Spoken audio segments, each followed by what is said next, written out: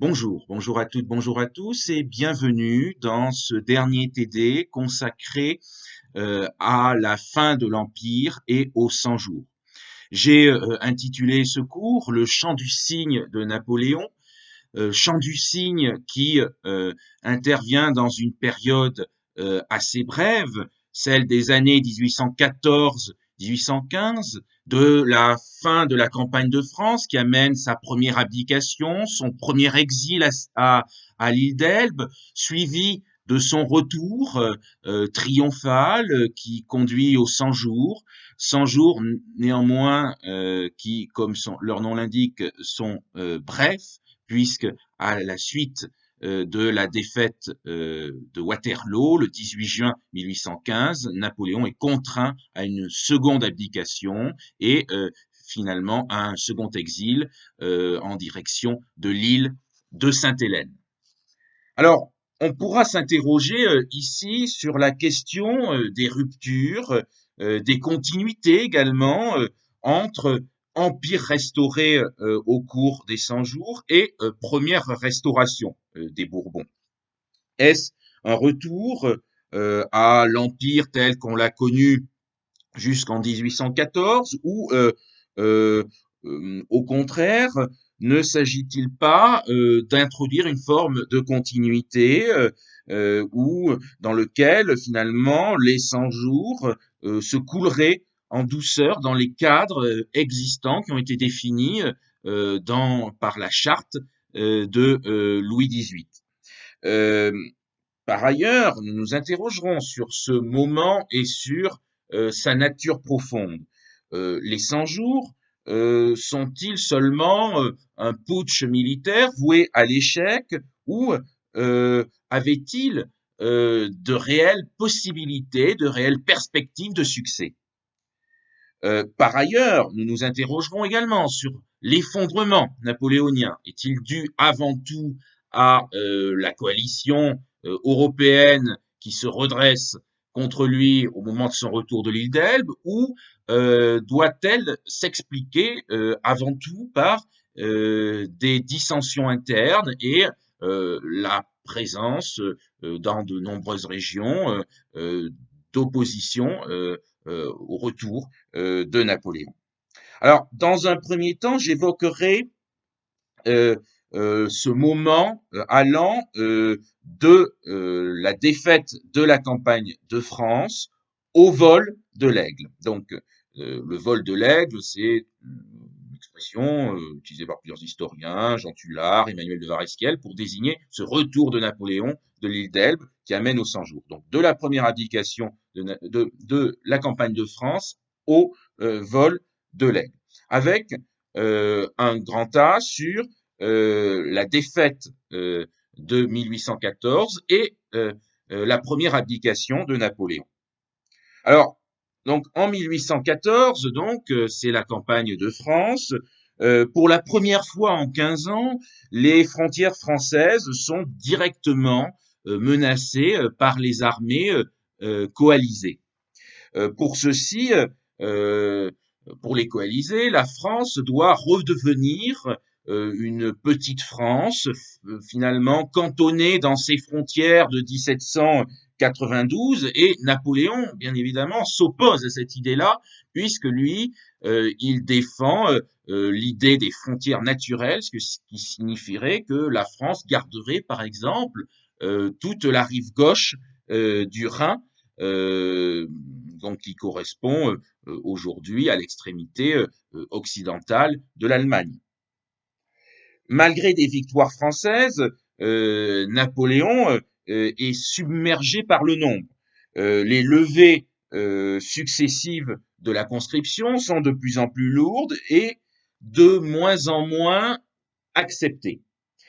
Elles permettent tout juste de remplacer les pertes françaises lors des champs de bataille. Par ailleurs, pour tenir ces frontières naturelles, Napoléon s'obstine à conserver un certain nombre de garnisons dans des territoires éloignés de la France proprement dite, notamment des garnisons allemandes dans des villes comme Mayence, et ces garnisons les troupes de ces garnisons manquent lorsqu'il faut défendre la France et, en premier lieu, la capitale, Paris. À ce problème militaire s'ajoute une pression fiscale accrue et une lassitude très claire, hein. La crise économique est là depuis 1811-1812 et de nombreux, une grande partie de l'opinion publique est lassée des guerres à répétition de Napoléon. Par ailleurs, les alliés, la coalition est extrêmement résolue par le pacte de Chaumont, daté du 1er mars.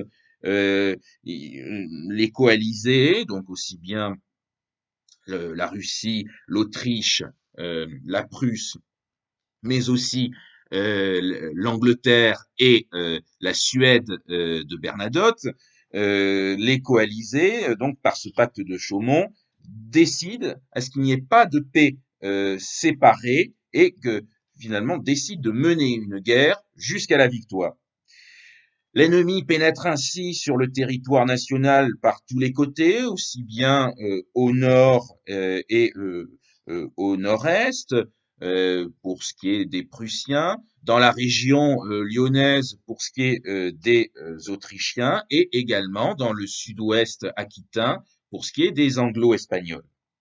Paris se rend le 31 mars 1814 parce que les troupes défendant Paris sont pas assez nombreuses. On compte 40 000 soldats français contre plus de 100 000 alliés.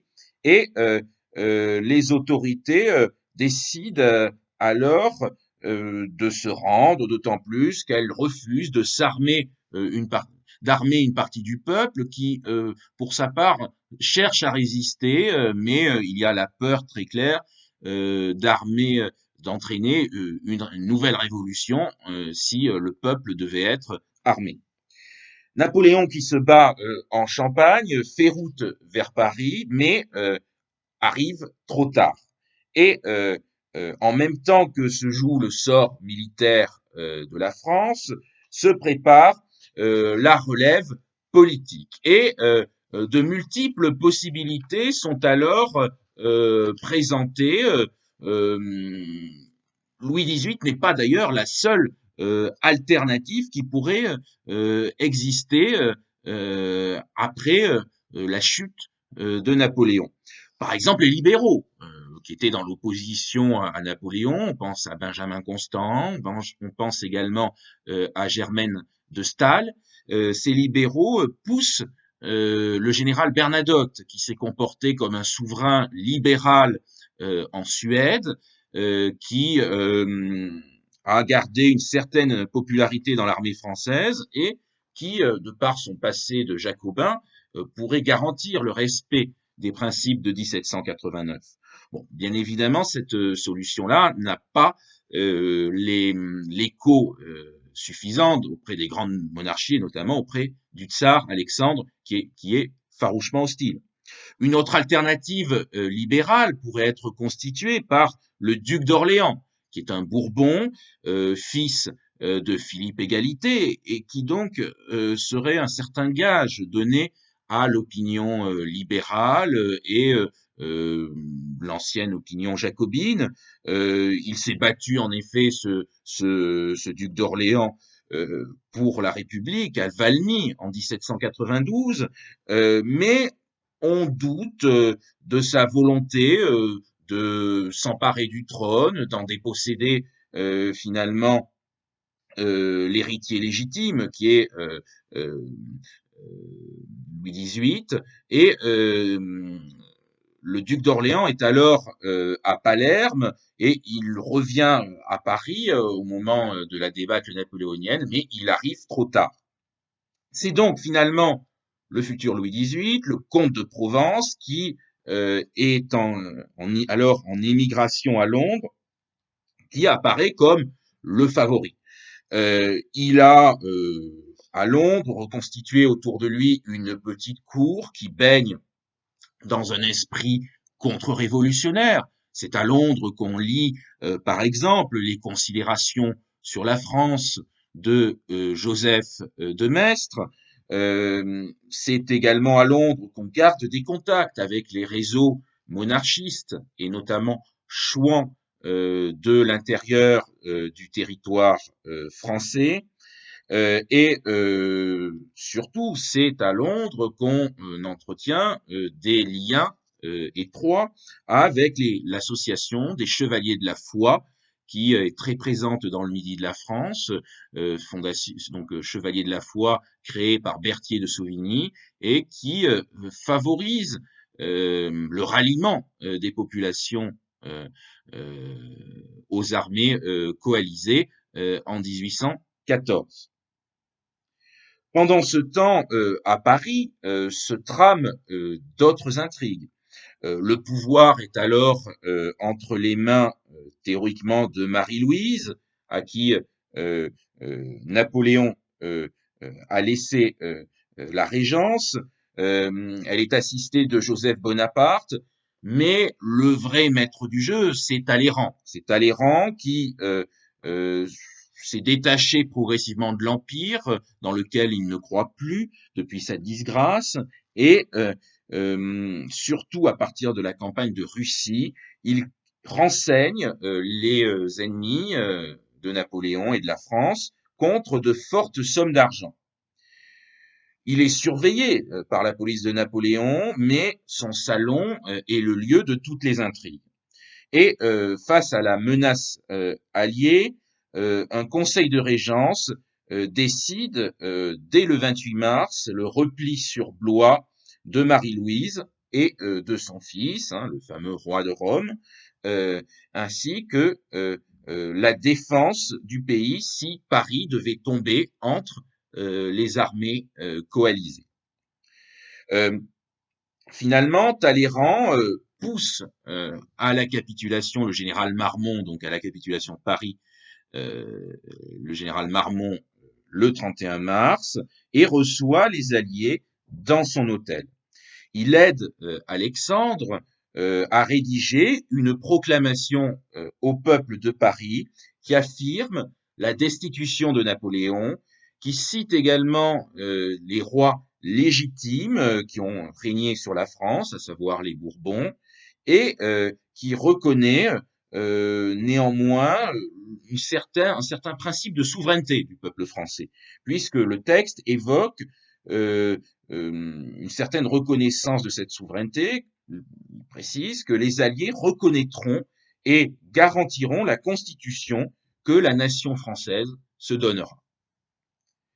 Le Sénat, toujours donc sous le pilotage de Talleyrand, le Sénat vote la déchéance de Napoléon. Il est ensuite suivi par le corps législatif et Talleyrand prend la tête d'un gouvernement provisoire.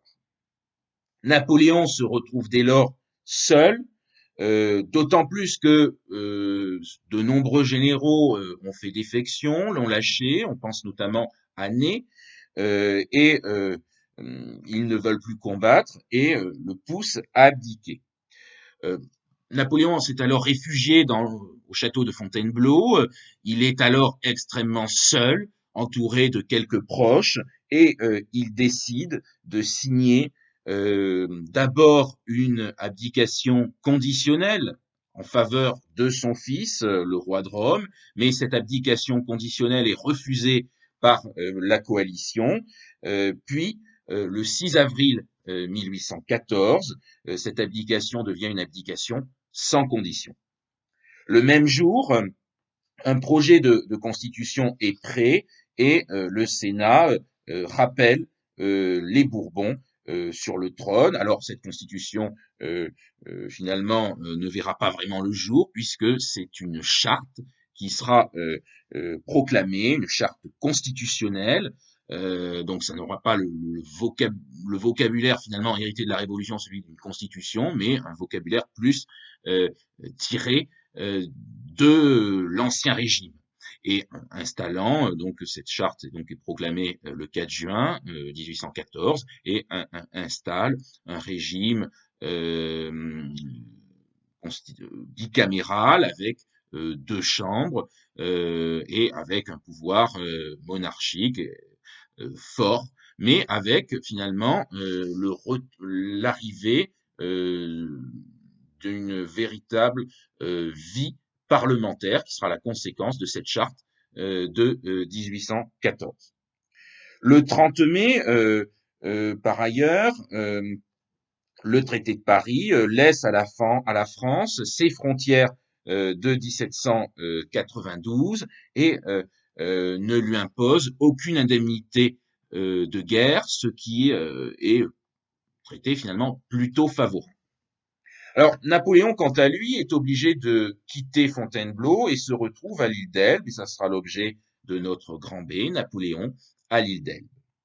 Napoléon, qui est alors toujours au château de Fontainebleau suite à son abdication du 6 avril, euh, il est maintenu en résidence surveillée, alors même que certains combats continuent après même son abdication. Certains généraux ne se rendent que bien plus tard. On pense notamment à Soult qui tient Toulouse et qui se rend aux Anglais le 10 avril. On pense également à Suchet qui se bat en Catalogne jusqu'au 17 avril et on pense aussi au général Davout qui, enfermé à Hambourg avec 40 000 soldats, ne se rend aux Alliés que le 29 avril.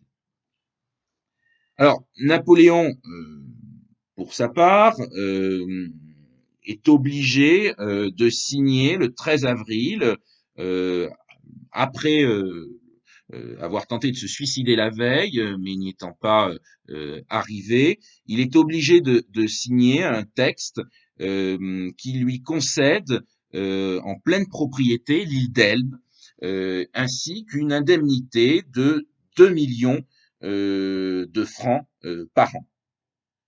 Alors, l'île d'Elbe est territoire relativement petit, exigu, bien évidemment, qui a une opposition très claire entre finalement les immenses territoires qu'a gouverné Napoléon et ce petit confetti situé en plein cœur de la mer Tyrrhénienne, qui était alors une sous-préfecture, sous-préfecture du département c'était un arrondissement du département de la Méditerranée, dont la préfecture était Livourne.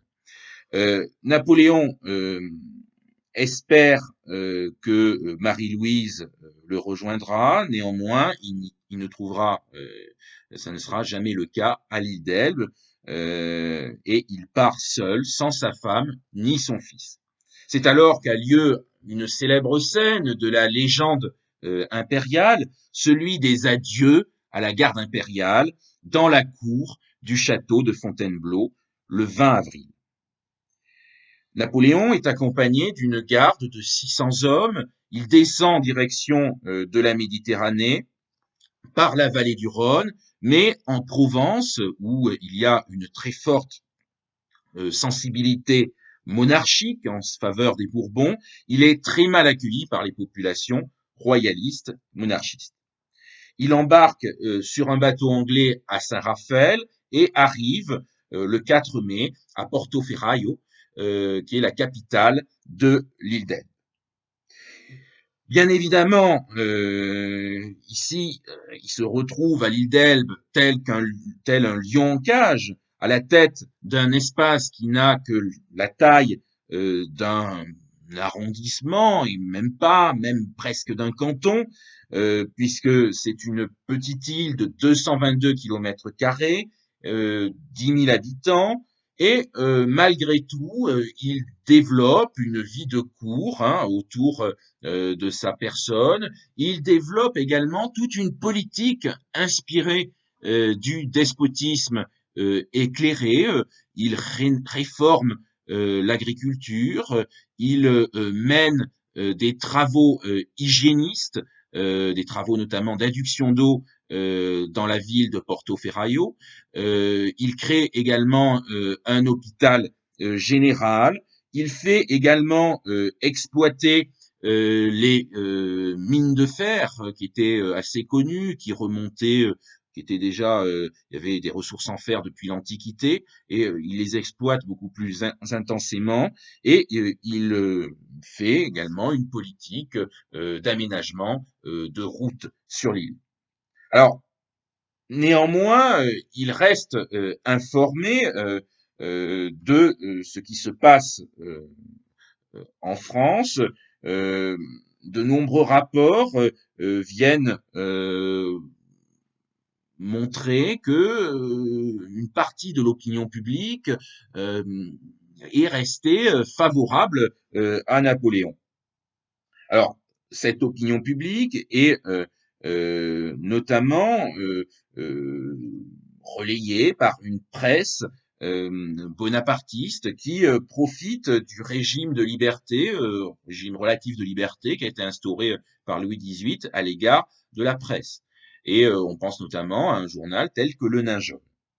Euh, Par ailleurs, il y a au sein de l'armée un soutien très clair à Napoléon, à l'empereur exilé, puisque de nombreux hommes ont été démobilisés avec la paix et mis en demi-solde, et notamment c'est le cas de nombreux officiers, plus de 12 000, et ces officiers ont beaucoup de mal à pouvoir vivre. Il faut ajouter à cela le manque de charisme de Louis XVIII, ce qui amène d'ailleurs un premier projet de complot mené en février 1815 par Davout, qui avait été le seul maréchal à refuser de prêter serment à Louis XVIII. Ce projet est néanmoins déjoué. Il faut également tenir compte des lieux de réunion qu'il peut y avoir de la part de cette opinion bonapartiste. On pense notamment au café Montansier, au Palais Royal. Alors, Napoléon se retrouve très rapidement pressé par le temps. En effet, de nombreux informateurs, bien que lui montrant, en enjolivant certes un petit peu la réalité, puisque on le verra, la réalité est beaucoup plus contrastée, euh, ces informateurs lui montrent que la France, une partie de la France attend son retour, mais ces mêmes informateurs lui expliquent que les Anglais envisagent soit de l'exiler beaucoup plus loin du territoire français, et c'est à ce moment-là qu'on commence à parler de Sainte-Hélène, soit même à l'assassiner. Alors, Napoléon est alors surveillé, étroitement surveillé par les Anglais, notamment par le colonel Campbell, et cette surveillance doit être ainsi déjouée pour que Napoléon puisse revenir en France, et c'est ce qu'il va faire donc fin février, début mars 1815. Ce sera l'objet de mon troisième point dans cette première partie, grand C, le vol de l'aigle. Alors, Napoléon déjoue la surveillance de Campbell assez facilement, puisque Campbell est alors, avec la flotte anglaise qui le surveille, est alors à Livourne. Il y est pour quelques jours auprès de sa maîtresse, et c'est à ce moment-là que Napoléon décide de passer à l'action. Le débarquement est favorisé par la situation géographique de l'île d'Elbe, finalement située entre la côte italienne et la Corse, et assez proche du territoire français.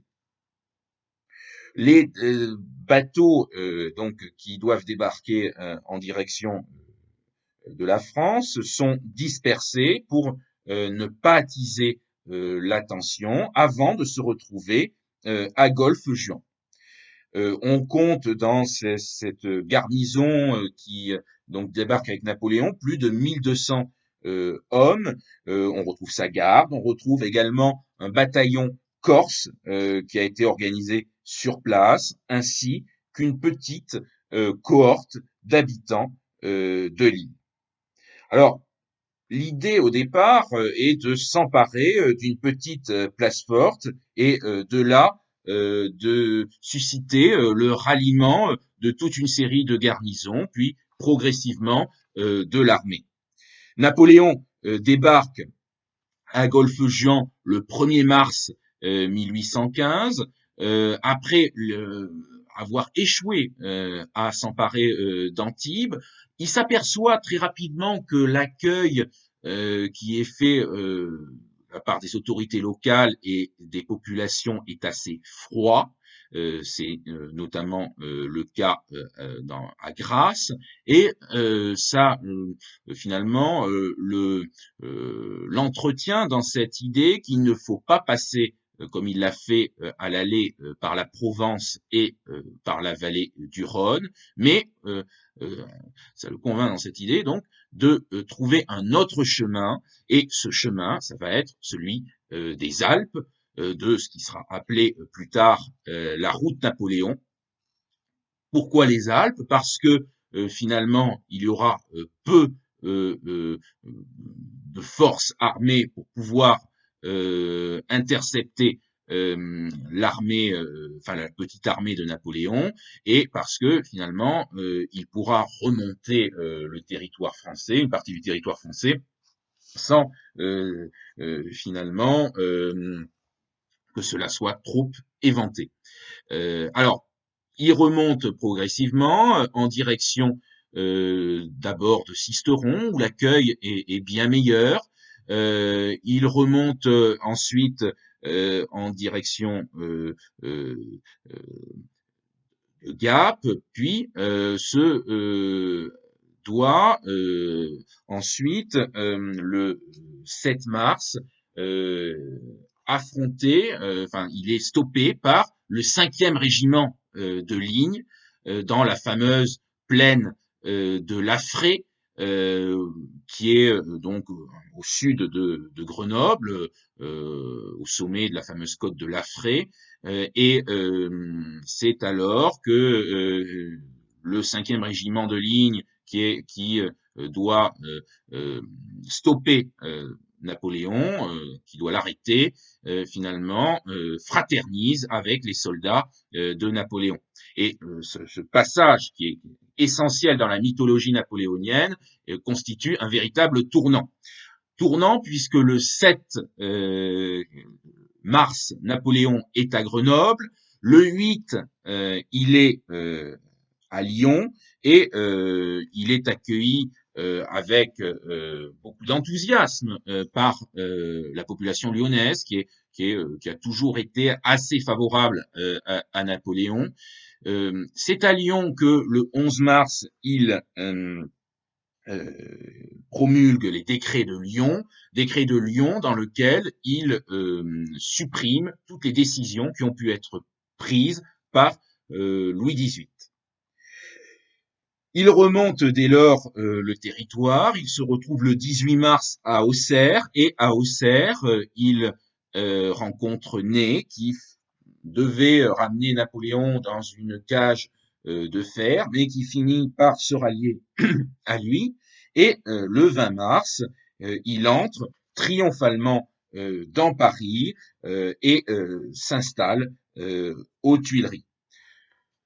Ce retour triomphant de Napoléon amène toute une mythologie qui est portée dès les premiers instants donc de son retour, par exemple à travers la Violette, le port de la Violette, dont l'éclosion est prévue en mars, et qui est un signe de ralliement à Napoléon. Le caractère également extrêmement rapide de son retour, finalement assez foudroyant, contribue également à l'élaboration de cette mythologie. Alors, dans un premier temps, donc, Napoléon, de retour à Paris, va tenter de rétablir un régime impérial, mais un régime impérial qui, on va le voir, n'est pas du tout de la même nature que celui qui existait avant 1814. Donc, deuxième partie, les 100 jours pour réinventer l'Empire, avec un grand A sur un nouvel empire inspiré par le libéralisme.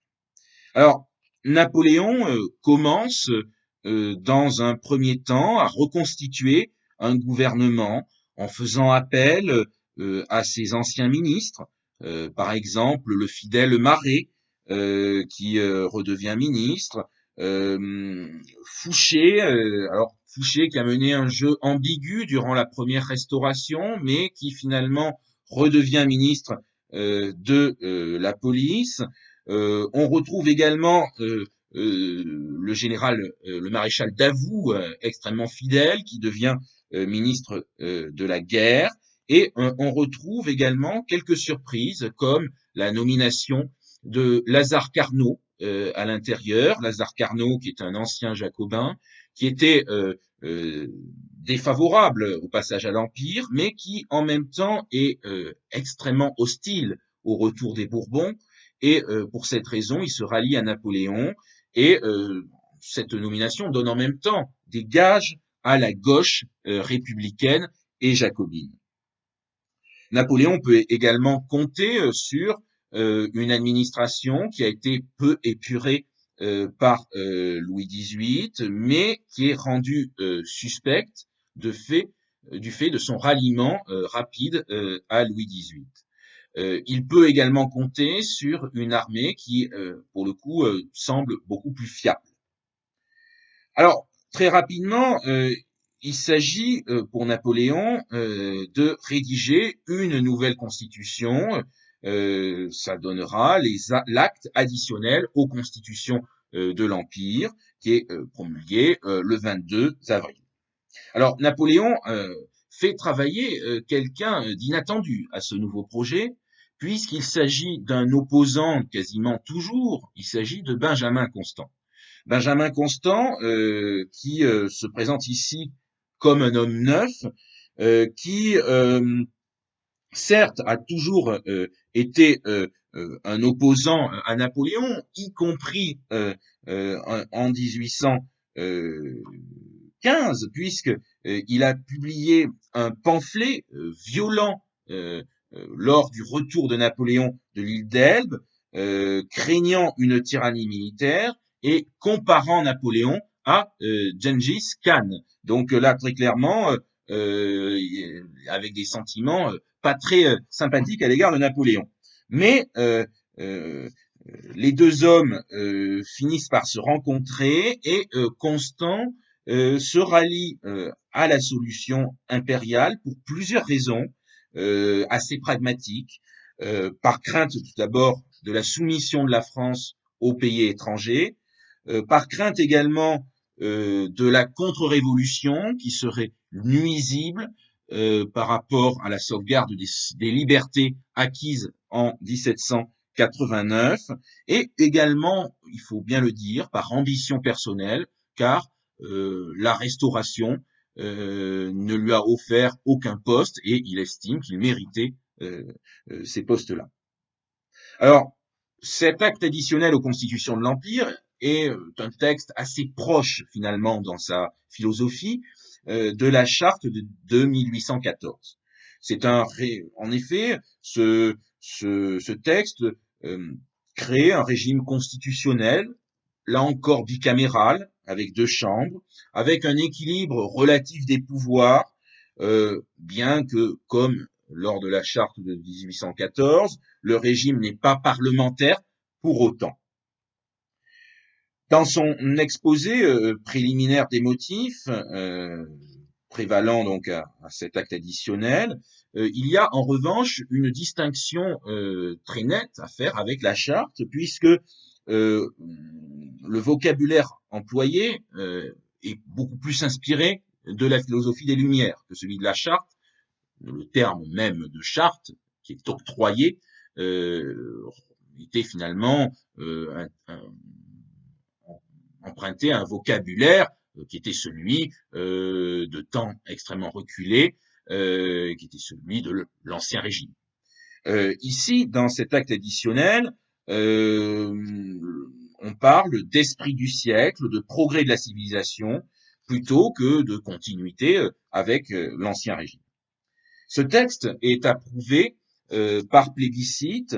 Euh, alors, il est approuvé largement, mais la très très forte abstention permet de nuancer fortement ce succès, puisqu'il n'y a que 20% de participation, euh, d'où un certain échec de Napoléon, et on voit à travers la géographie du vote et de la participation se dessiner une opposition très nette entre une France de l'Est, du Nord-Est, qui est favorable à Napoléon, qui a bénéficié de la politique économique du blocus continental, qui est en première ligne, qui a été en première ligne en 1814 par rapport à l'arrivée des troupes alliées.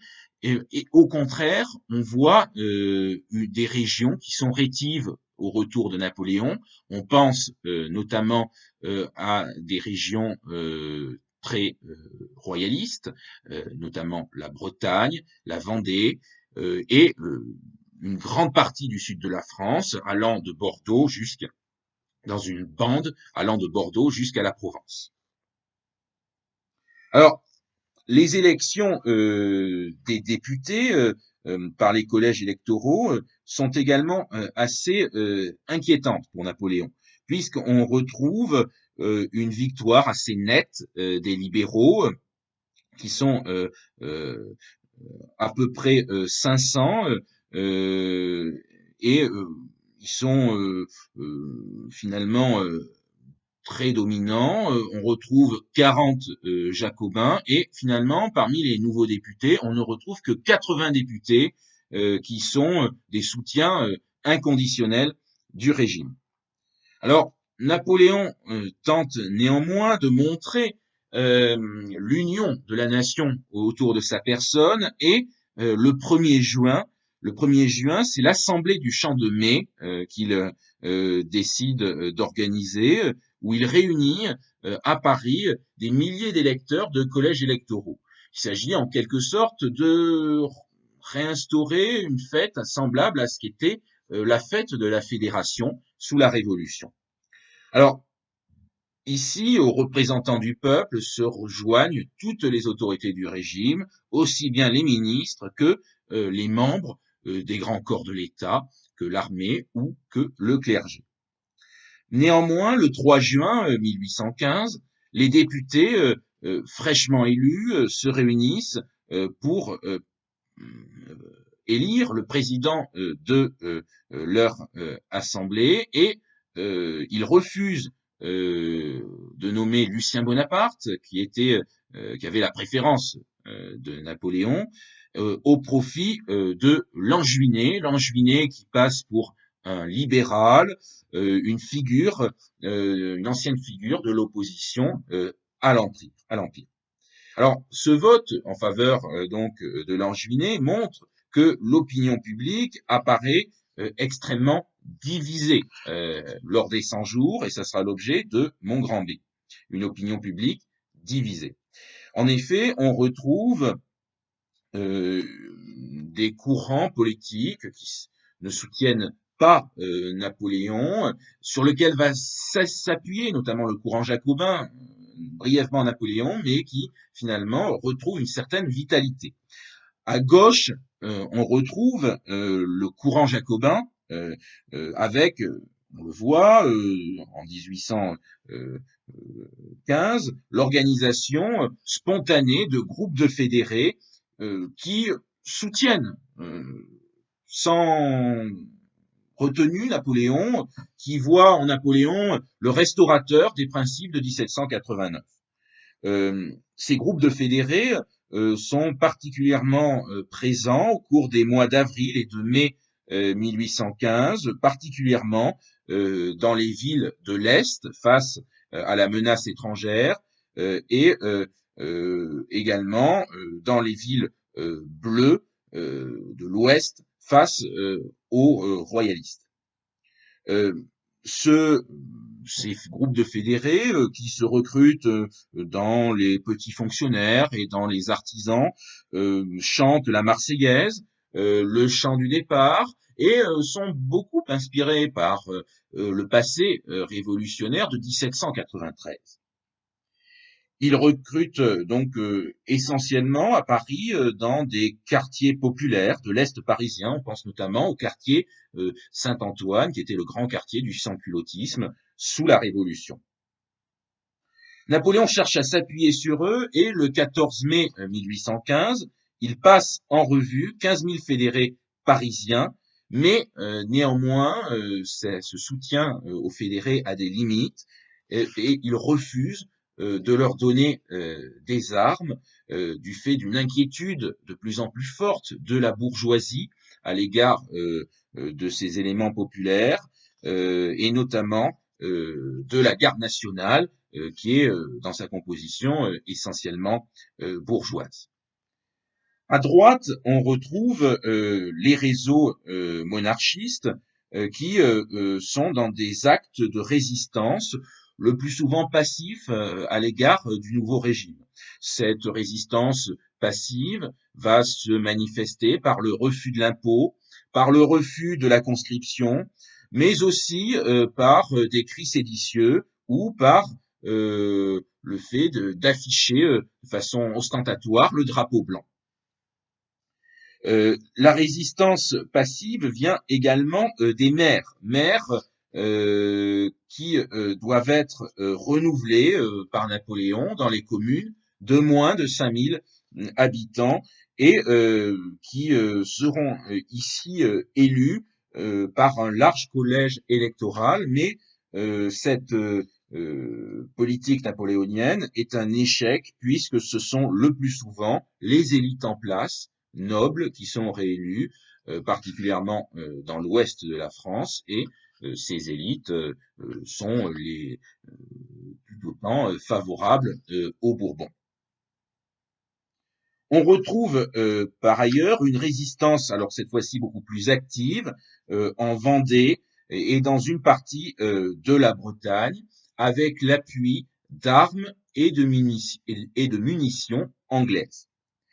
Cette résistance active oblige Napoléon à envoyer une armée importante commandée par le général Lamarque. Le général Lamarque qui sera victorieux, ce qui permettra la signature du traité de Cholet le 26 juin 1815, mais entre-temps, Napoléon a déjà abdiqué une seconde fois et ses troupes envoyées en Vendée feront sévèrement défaut à Waterloo.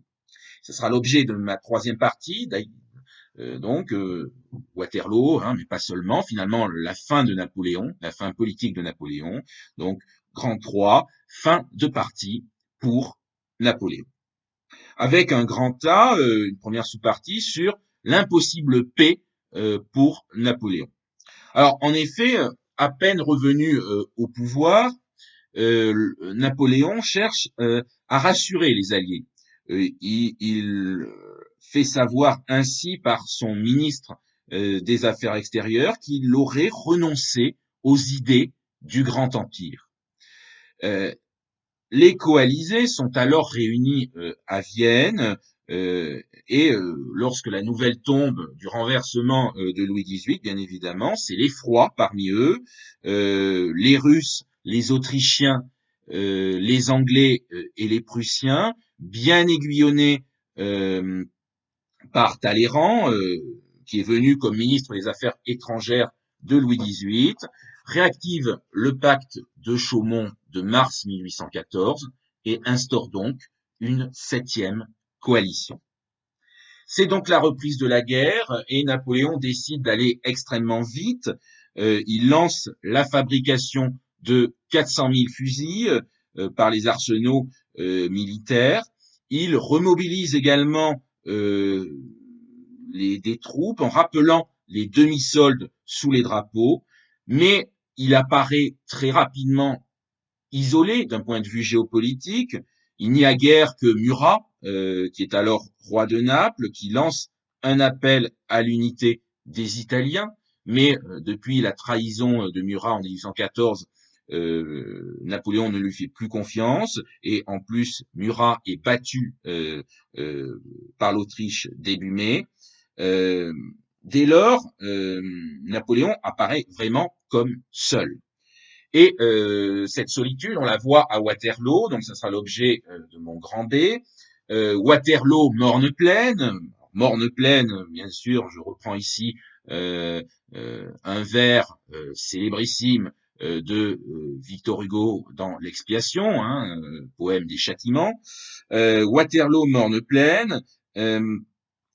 Napoléon a au total à sa disposition 500 000 hommes, mais une partie de ces hommes, une partie majeure, doit soit combattre en Vendée sous la direction de Lamarque, soit garder les frontières, notamment la frontière du Rhin, et par conséquent, l'armée du Nord commandée par Napoléon n'est composée que de 125 000 soldats et 370 pièces d'artillerie.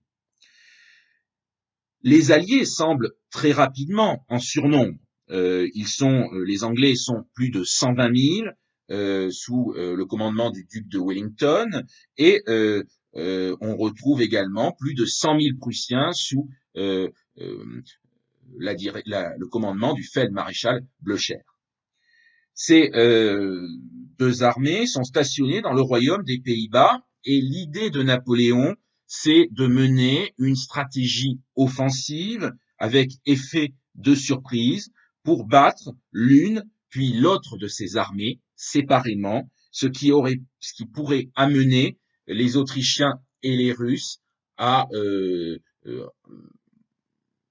finalement pousser à la paix et à conduire à signer un traité de paix avec Napoléon. Et c'est cette signature d'un traité de paix lui garantissant le territoire français que Napoléon espère.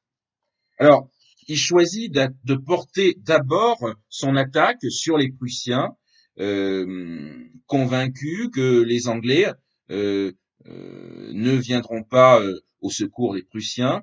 Et cette première phase semble réussie. Le 16 et le 17 juin, les Prussiens sont poursuivis et Napoléon emporte quelques succès.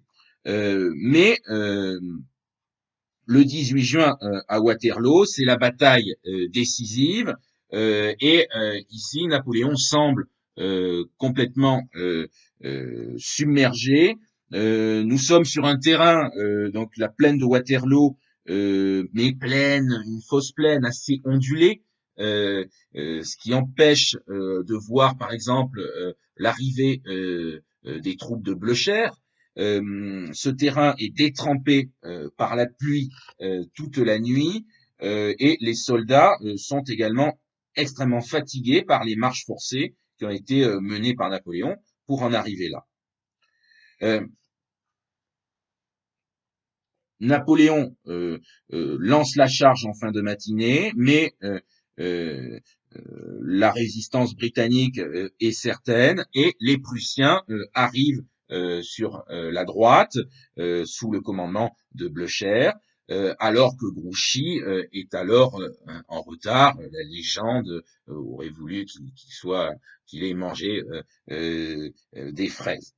Les Prussiens menacent les troupes françaises d'encerclement. Les Anglais sont en face des troupes françaises, les Prussiens sont en effet à droite. Ney, qui sait très bien que du fait de son retour dans le giron napoléonien, est plus que menacé si Napoléon devait perdre, parce que cela marquerait peut-être le retour de Louis XVIII et peut-être son arrêt de mort. Ney fait de véritables charges désespérées, mais qui se brisent sur l'organisation méticuleuse des carrés de l'infanterie britannique. Par ailleurs, la garde impériale, engagée tardivement, recule pour la première fois en 15 ans, ce qui galvanise les troupes alliées. Et les troupes françaises finissent par être submergées par le nombre et aussi par la peur, ce qui laisse plus de 30 000 hommes sur un champ de bataille de 4 kilomètres carrés. Waterloo devient rapidement un lieu de mémoire pour les Britanniques et il suffit d'avoir été engagé dans la bataille en Angleterre pour gagner 2 ans de pension. Alors, finalement, cette défaite napoléonienne à Waterloo conduit à la seconde abdication, donc ce sera le grand C, la seconde abdication. Napoléon rapatrie ce qui reste de son armée sur Paris, où les troupes sont placées sous le commandement de Soult. Mais certains préparent la transition politique comme en 1814, et cette fois-ci ce n'est pas Talleyrand qui est à la manœuvre, mais c'est Fouché qui tente d'organiser la chute de Napoléon. La Chambre libérale qui a été élue auparavant en mai n'est pas favorable néanmoins aux Bourbons. Fouché décide donc d'user d'artifice en plaidant pour une abdication en faveur du roi de Rome pour maintenir les chances de la dynastie. Une manifestation parallèlement de la population parisienne soutient l'empereur, mais Napoléon refuse, dit-il, de devenir le roi de la Jacquerie et décide, sous la pression de Fouché, de signer le 22 juin son abdication en faveur de son fils, tandis que la Chambre des députés nomme un gouvernement provisoire de 5 membres, gouvernement provisoire qui est piloté et dirigé par Fouché.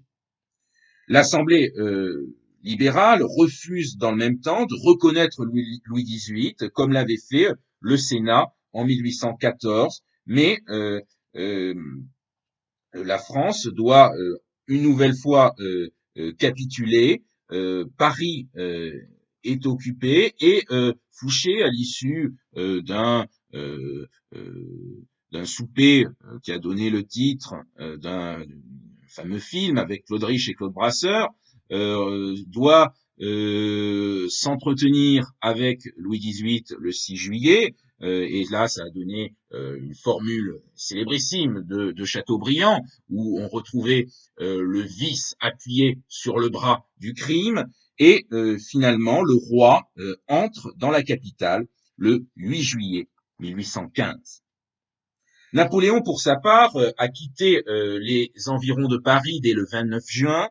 Il se dirige vers l'Atlantique en espérant pouvoir partir vers les États-Unis. Il a une vraie culture scientifique et il espère qu'il va pouvoir réaliser une mission scientifique dans le domaine de la botanique notamment en Amérique. Il transite par l'île d'Aix, mais harcelé par la flotte britannique, il est contraint et forcé de monter sur un bateau anglais et cette fois-ci, c'est bien évidemment l'exil, mais un exil beaucoup plus dur et beaucoup plus lointain, en direction de Sainte-Hélène, en plein Atlantique, et son exil dure 5 ans et demi, jusqu'à sa mort le 5 mai 1821 à 52 ans. Alors, en conclusion, j'évoquerai rapidement les conditions de paix imposées par les Alliés, qui sont, à la suite des 100 jours, beaucoup plus lourdes, puisque le second traité de Paris du 20 novembre 1815 ampute la France de plusieurs territoires, ce qui n'avait pas été le cas en 1814. On pense notamment à Nice, on pense également à la Savoie. Par ailleurs, les places fortes du nord du pays sont perdues et la France doit payer une lourde indemnité de guerre garantie par l'occupation d'une partie de son territoire. Sur le plan intérieur, c'est à ce moment-là que s'organise la terreur blanche, notamment dans le sud de la France, qui verra par exemple l'assassinat du maréchal Brune à Avignon le 2 août 1815.